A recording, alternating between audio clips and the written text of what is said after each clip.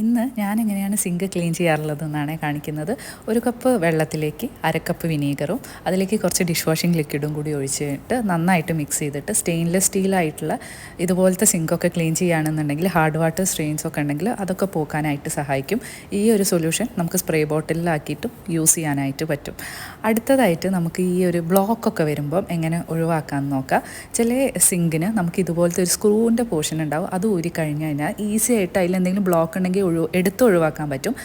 കൂടാതെ നമുക്ക് കുറച്ച് ബേക്കിംഗ് സോഡയും കുറച്ച് വിനീഗറും ഒഴിച്ച് ഒരു 15 മിനിറ്റ്സ് വെയിറ്റ് ചെയ്ത് ഇളം ചൂട് വെള്ളം അതിലേക്ക് ഒഴിച്ച് കൊടുത്തിട്ടും ക്ലീൻ ചെയ്തെടുക്കാം. ഇതിൽ ബ്ലോക്ക് പോയിട്ടില്ല എന്നുണ്ടെങ്കിൽ ഇതുപോലത്തെ ഡ്രെയിൻ ഓപ്പണേഴ്സ് വാങ്ങിക്കാനായിട്ട് കിട്ടും. ഇതെങ്ങനെ യൂസ് ചെയ്യണം എന്നുള്ളതിൽ അതിൽ തന്നെ ഇൻസ്ട്രക്ഷനിൽ കൊടുത്തിട്ടുണ്ടാവും. അടുത്തൊരു ഓപ്ഷൻ എന്ന് പറയുന്നത് നമുക്ക് താഴത്തെ ഈ ഒരു പോർഷൻ ഓപ്പൺ ചെയ്യുക, താഴെ ബക്കറ്റ് വെക്കാൻ മറക്കരുത്. ഒരുവിധം ബ്ലോക്കൊക്കെ പോകും. ഇനിയും ശരിയായിട്ടില്ലെങ്കിൽ പ്ലംബറിനെ വിളിക്കാതെ വേറെ വഴിയില്ല. വീഡിയോ ഇഷ്ടമായി എന്ന് വിചാരിക്കുന്നു. അടുത്ത വീഡിയോ ആയിട്ട് കാണാം.